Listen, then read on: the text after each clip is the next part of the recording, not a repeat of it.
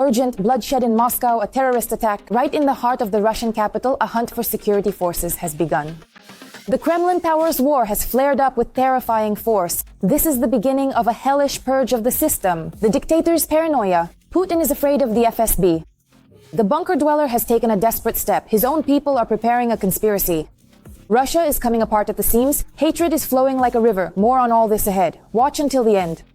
Ukraine Today welcomes you. Rinat Aslanova here with the latest events. Urgent, a real emergency in the heart of Moscow. A powerful explosion thundered there and a purge of police officers has begun. Could it be that the security forces have fallen out of favor with Putin? A car? A marked traffic police car. It just exploded. Moscow is exploding from within. A nightmare at Savyolovsky railway station. A police patrol car was turned into a heap of charred metal. Pro-war social media channels are hysterically leaking details of the terrorist attack. So, Russian media report that an unknown person allegedly approached the patrol car and detonated a homemade explosive device. Both the bomber himself and a police officer, a senior lieutenant of the Ministry of Internal Affairs, were killed. The blast wave threw the officer's body onto a nearby transformer booth. His partner, they say, is in critical condition in the hospital. Another officer was also injured less seriously but was hospitalized as well. Other eyewitnesses reported that the suspect in the explosion was filming a video at the scene and then walked away. All of Moscow is on edge. Footage from cameras that captured the aftermath of the incident is being circulated online, with notes stating that the search for the perpetrator continues. A short-haired man dressed all in black approached a service vehicle and threw an unknown explosive device at it, after which he began filming and then disappeared.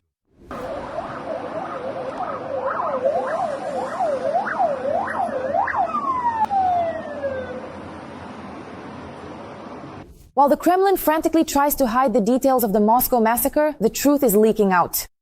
This is no longer an accident, but a series of daring attacks in the very heart of the enemy's lair. The main question is, why are the epaulets starting to fall off now? Has a witch hunt begun in the Kremlin, or have the security forces started taking revenge on each other? The tension has reached the point of no return. If even the security forces are under attack, it means the cracks have gone much deeper. And there were warning signs even before this. Putin has officially admitted that he no longer controls his security forces. He doesn't trust the army, nor does he trust the FSB. And it's the same story with the GRU. So what step does the dictator take? He signs a decree to create a new special service, presenting to you the main headquarters of the National Guard troops. It will be personally commanded by Putin's former bodyguard, Viktor Zolotov. Vladimir Putin signed a decree that effectively handed control of the National Guard, or Rosgvardia, over to the Russian army. Analysts say this puts both institutions under the control of Valery Gerasimov, the commander of the Russian army and a person loyal to Putin, and believe that this move is likely intended to protect his regime. Especially considering that the National Guard did not engage Wagner forces during the Wagner mutiny in June 2023. Judging by the published document, their powers will be quite extensive. They have been officially authorized to conduct their own intelligence activities, assess threats, and plan combat operations. Why does the National Guard, which is supposed to chase students with batons, need its own military intelligence at rallies? Analysts from the Institute for the Study of War have clearly explained Putin is trying to protect himself from another military mutiny.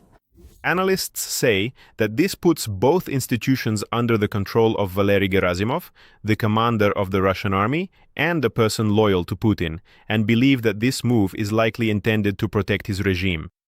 Especially considering that the National Guard did not engage Wagner's forces during the Wagner mutiny in June 2023. Of course, the Kremlin's master is terrified to death because he remembers all too well how Prigozhin's columns marched on Moscow. The much-praised FSB and police simply scattered into the bushes or waved at the Wagner fighters as they passed. That's why the dictator is pumping resources into his personal guard. Their main task is to eliminate Russian generals and the elite if they decide that Akela has missed his mark and it's time to replace him. The subordination of the National Guard and part of the Ministry of Emergency Situations. This will significantly strengthen Gerasimov's control over Russian security service personnel at the General Staff, emphasizing that Putin is rewarding Gerasimov for his loyalty and that Gerasimov retains a central position in Putin's inner circle. Urgently, Putin is afraid of a coup in Russia, the dictator's throne is shaking, and the bunker dwellers are hastily creating a new special service. The Kremlin is preparing for a bloodbath. What is Putin so afraid of? And has it really started to smell like trouble in Moscow? Shocking details ahead. Putin has created a new special service under the leadership of his former bodyguard, Zolotov. I am proud to serve under the leadership of a man who has once again made our country mighty and great. And I will do everything to make sure that certain individuals do not bring it back to the 1990s. The main headquarters of the National Guard troops will be responsible for maintaining the combat readiness of the National Guard, directing the use of its forces, and also conducting intelligence operations. We need to move forward in order to defend our country. That's all I have to say. Thank you. Expanded internal powers as the main body for terror within the Russian Federation and in the temporarily occupied territories. By the way, they are now starting to form internal intelligence. The intelligence service of the National Guard. It would seem, why would internal troops need their own intelligence service? In other words, something completely autonomous is being created. Decades ago, Putin created the National Guard, which reports directly to him and supposedly for very noble purposes. But in reality, it was to suppress his own population. The decision has been made. We are creating a new federal executive body based on the internal troops of the Ministry of Internal Affairs. We are creating the National Guard, which will be engaged in fighting terrorism, fighting organized crime. It is truly a formidable and massive parallel military force, which currently numbers approximately 400,000 active personnel and soldiers. Several heavy tank units have already been officially transferred there for support. Its primary and direct function is indeed to suppress any potential uprisings within the borders of the Russian Federation if it becomes necessary. He appointed his trusted associate Viktor Zolotov as the head, who for years led Putin's personal security. It's clear that your task is to sling mud at everything around you in order to destabilize both the political and economic situation within the country. Before I step over you and wipe my feet on you, I will put on a show for the entire personnel of the National Guard. At the time, Putin claimed that this would help save the budget for the social sector. But in reality, the Kremlin dictator is building up his own army, pulling the last rubles from the pockets of ordinary citizens. In this structure, everything related to weapons, to firearms, is now concentrated. This includes various types of security, the licensing system, oversight of private security companies, and in fact, the internal troops themselves. We expect that we will be able to increase the efficiency of this work and reduce the costs of maintaining various services. We will have jobs and they will not. We will have pensions and they will not.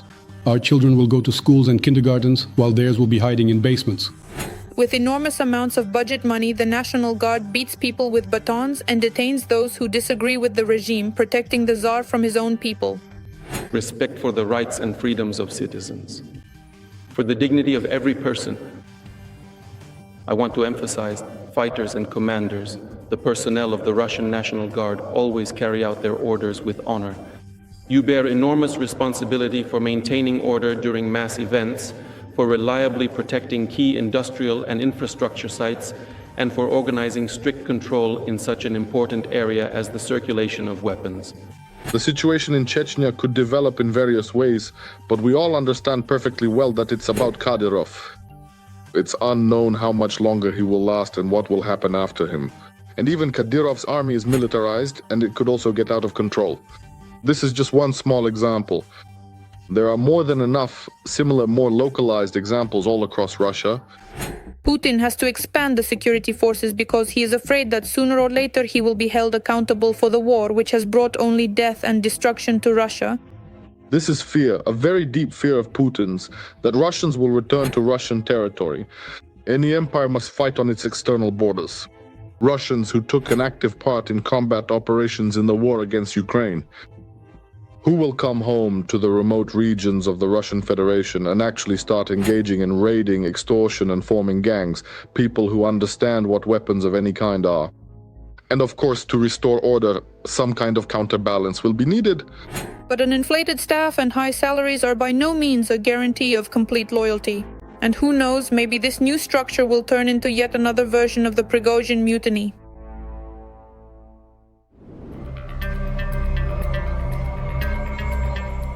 An explosion inside Russia. Russians are attacking migrants. Russia is coming apart at the seams. Clashes between Russians and non-Russians are flaring up one after another, turning into a chain reaction. Hatred is flowing like a river. Russia is on the brink of civil war. Watch. In Russia, they're once again looking for enemies. This time, not somewhere far away, but right in the courtyards, at markets, and on construction sites. Migrants, non-Russians, and so on. Wait, are you filming? What kind of registration is this? He hit someone. He didn't do anything. Actually, he absolutely did not do anything whatsoever at all. Videos of raids and street altercations are appearing online almost every day. Things in Russia are getting worse and worse, which means someone needs to be blamed. The first ones to be blamed are, of course, Ukraine, Europe, NATO, and all the others who are attacking Russia. But we all know, right? They all attacked Russia here, and now Russia is fighting them. But still, that's not enough, so they need to find some more internal enemies. Of course, there are internal enemies, the liberal opposition, foreign agents, and so on, but most of them have already left the country. Civic activists play a special role in all of this. For example, the so-called Russian community. They call it restoring order. The Russian community is just ordinary people. Just regular Russian people, working folks who work during the day at factories or organizations, and in the evening or in their free time, they get together simply to help maintain law and order on the streets because there aren't enough police officers. But more often, these patrols look like a hunt for those who look different or speak with an accent. Recently, we published a video called Russian Nationalist. He is rude to a Muslim. You... Slave, Russian. It seemed that this person was a member of the Russian community. But as soon as the community found out that their member was being sought, they immediately announced that now they were looking for the very guy who tried to stand up for his brother. The Russian community has put a bounty on me. But where exactly do these self-appointed and unofficial enforcers get this immense level of power and authority from? It's allowed for now. That is, once again, the authorities believe that this is a convenient way to vent discontent, to let off steam, and so on. But by the way, it doesn't really matter much whether you're a newcomer from India or a local from Bashkiria, Chechnya, or Tatarstan. Everyone feels the pressure. Now they're openly going after the Chechens. First there were raids, now there's fire. The Cafe Chechen Cuisine 95 in Ramenskoye was burned to the ground. In the video, the moment of arson. The owners say outright that this is the work of the Russian community, those who have long been putting pressure on Muslims. You know, it's something subconscious. A fear of people, of others, of people who are different from them. But the thing is, we seem to be living in the 21st century in an enlightened age. And when things like this happen, things that ended at least in the 20th century and in some places even earlier, what does that tell us? It tells us that today's Russia has descended into a deep, I would even say partially medieval state. And what's important is that rhetoric about migrants is coming not only from ordinary people but also from deputies. But the authorities have opened the doors for the replacement of the population, so that millions would come here, then more millions, and then these millions, simply by being here, would to multiply and reproduce, turning into tens of millions, and they will gradually occupy all living space. As Senator Klisha said, they will live not with us, but instead of us. And here's the paradox. While television is scaring people with migrants, the economy simply doesn't work without them. to do. There's no one to work. Everyone was killed in the war, so who's going to work? That's why, yes, of course, they bring in migrants, sometimes one group, sometimes another. They used to bring in migrants from Central Asia. Now they'll be bringing them in from India. I guess they think it's something new, something unusual. Moreover, there will be even more migrants. After all, Russia has also agreed to bring in labor from Afghanistan. And what difference does it make whether Russians like it or not? Is it safe for the country? After all, it's simply profitable. And neglecting all the rules, especially with regard to their own population, leads to the fact that, of course, no one is going to think about their own people. But the work needs to be done, so what can you do? That means they'll bring in those who are the cheapest for them. Not because it's good or bad, but because it will cost us the least. And of course, poor Afghanistan, where people really do live in extreme poverty, probably bringing in workers from there is cheap. In the end, Russia lives in a strange mode. They look for enemies abroad, but at the same time manage to stir up conflicts within the country as well. Everyone who doesn't fit the image of the proper Russian comes under attack. And it's not just migrants, but also the non-Russian peoples of Russia itself. This is a careless attitude toward their own population, a careless attitude toward the law. Pitting people against each other will end very, very badly for the current authorities. But, you know, what is bad for the current authorities, perhaps that's actually good.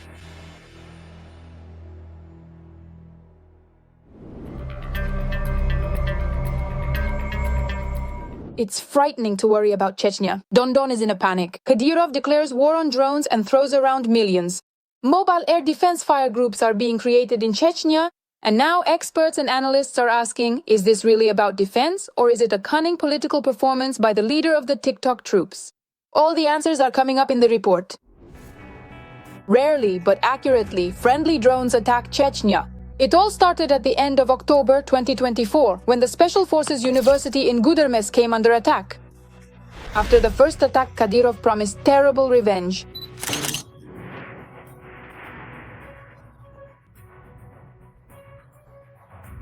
In the very near and rapidly approaching future, we will demonstrate to them and make them witness a level of severe and absolute retribution that they could not have even begun to imagine in their wildest and darkest dreams.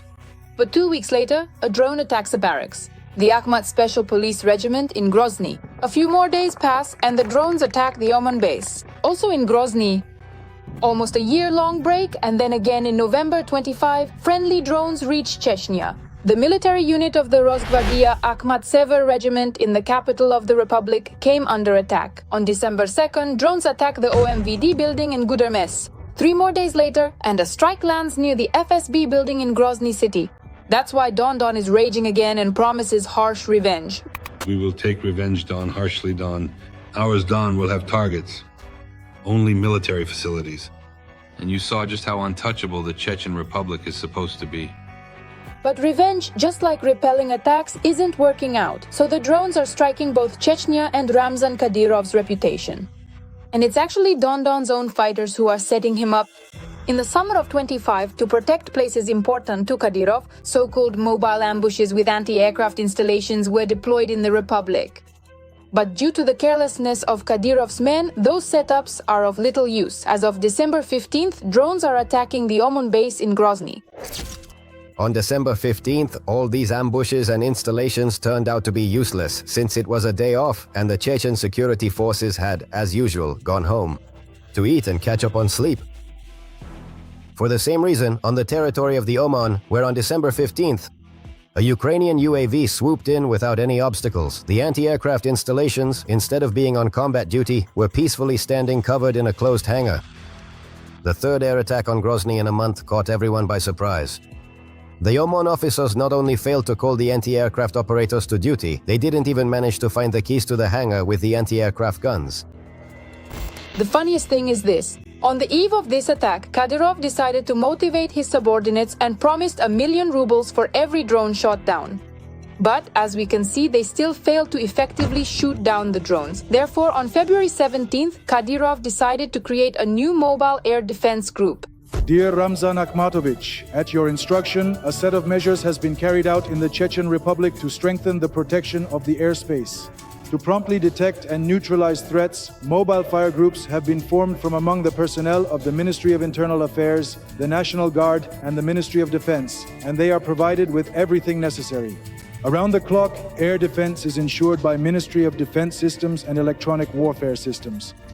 So once again, the airspace of Chechnya will be protected by the same people who did it, or almost did it, before, only now as part of a separate unit. To the logical question of whether Chechnya's air defense will become more effective, the logical answer is no.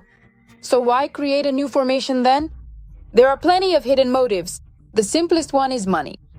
Adrenal is making money off this. The Ministry of Defense allocates money. And naturally he gets some pretty decent, so to speak, financial bonuses from the Kremlin. These are the battalions. Why is it that it's always Kadyrov who creates new battalions in Chechnya? Some new battalions every time? 8 battalions? Some are funded by the Ministry of Defense, some by the Ahmad Kadyrov Foundation, and so on. Why? Because the money is being stolen, it's corruption. But Kadyrov is not guided by funding alone. The Chechen Sultan needs a large army to protect himself and his clan. Well, how could it be otherwise, when you love to declare blood feuds against everyone you meet? Besides, such compact and mobile units can easily be handed over to the direct control of young heirs, to Ahmad and Adam. There are more than enough positions for Kadyrov's offspring, and now there's also the prospect of a personal army. I want all of this to remain so that they live a decent life and leave this world. He leaves behind a reputation and a legacy. And in the end, that is truly all that remains. I have done absolutely everything within my power. But the new structure has another hidden goal. These mobile fire groups could become a tool for covert mobilization in the Republic. And it's not hard to believe, because the human rights organization Memorial wrote in 2022 and 2024 that security forces in Chechnya, to ensure a flow of volunteers, detain people. The opposition movement NII has reported fresh cases of raids by security forces. January 31st? Reports are coming in from Urus Martan, where military enlistment office employees, together with security forces, continue to search for young men. Cars are being stopped on the roads. And the raids often go even further. On February 6th, the same NII reported that security forces had kidnapped a person in order to send them to the front. But the air defense groups that have been created can also be used to abduct people who simply disagree with Kadyrov's regime. Every security agency is supposed to show so-called results. That is, people right now. And if, when something new is created, when a new structure is set up, then naturally the new commander tries to prove himself as much as possible. In Chechnya, Tezul 5 is the fundamental work of the Kadyrovites and Kadyrov himself. Why? What is Kadyrov's first and main task? Not to capture Kyiv in 3 days.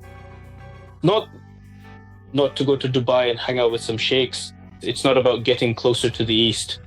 Kadyrov's main and primary task is to ensure that Chechnya remains part of Russia. And he must use any means necessary. It doesn't matter. Pressure through relatives, kidnapping a person, murder, torture, rape. It doesn't matter.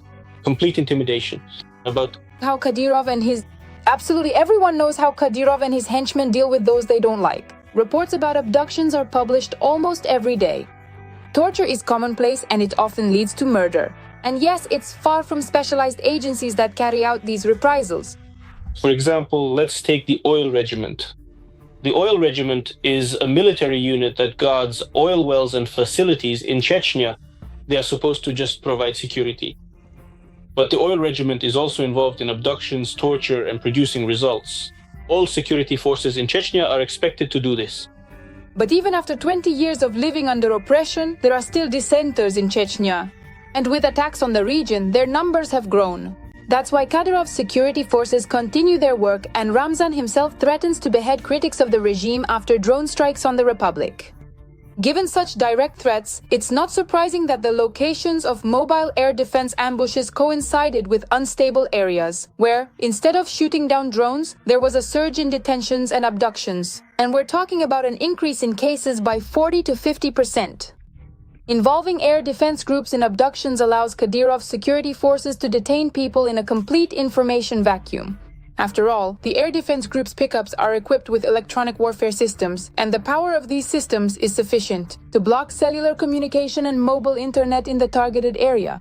This critical situation makes it absolutely impossible for people to transmit urgent warnings about the rapid approach of security forces, or to send out vital messages regarding illegal detentions. Consequently, by cutting off these essential lines of communication, Kadyrov's authoritarian regime will be able to completely and systematically suppress any remaining forms of opposition within the region.